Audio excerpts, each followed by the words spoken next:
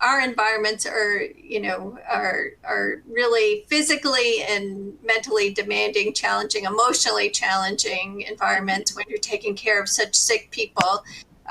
So what options can we give to, for somebody who's at the end of their career, that they're not potentially working a 12-hour shift, walking down a hallway that they get minimum of 10,000 steps within the first 4 hours.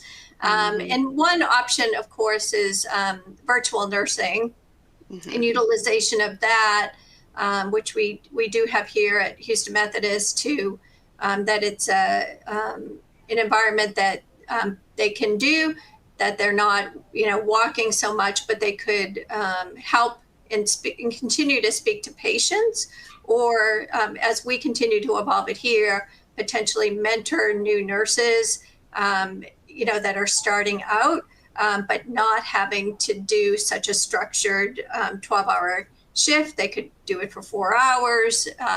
They could do it from home as we continue to evolve. So really to not have that intellectual drain from nursing, and that support for new nurses, that they feel isolated and alone. Virtual is certainly a good option to keep that. And then also is to really sit down with more tenured nurses prior to them coming to say, I'm done, and saying prior to that, and really saying, okay, well, what do you see the next 3 to 5 years? What would you like to do? And maybe if we offer some flexibility ahead of time, we can keep them at the bedside longer. So if, for example, a more tenured nurse wants to be off all summer, it would be better for us if we allowed that, in order to keep that person individual working in an intensive care unit or an operating room for 5 more years.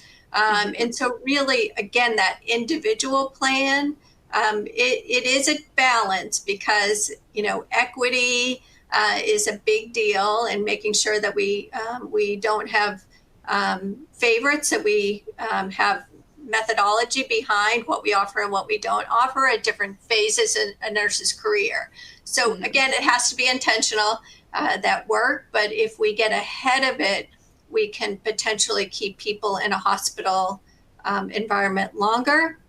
And then as care shifts, this is a great group of individuals to help us to shift care. So as technology hopefully improves and people can stay home instead of coming into the hospital world, because we have better monitoring, better connections with patients in their home environment, this is a perfect group of nurses to help us to embark on those programs, because they typically have very strong assessment skills and have seen a ton in their practice.